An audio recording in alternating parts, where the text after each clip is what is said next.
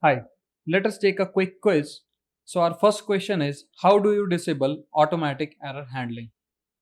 Our first option is go to select, operate, and then disable error handling. Second option is enable highlight execution.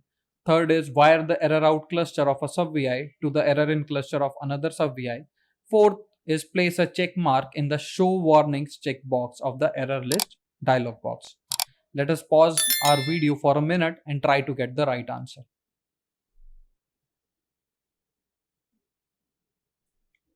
I hope you have paused the video and got your answer right. The correct answer to this question is C.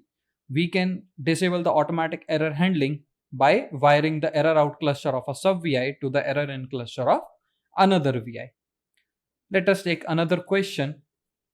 Which of the following are the contents of the error cluster? First is status boolean, second error string, third code 32-bit integer, D source string. Let us quickly pause our video for a minute and try to get the right answer.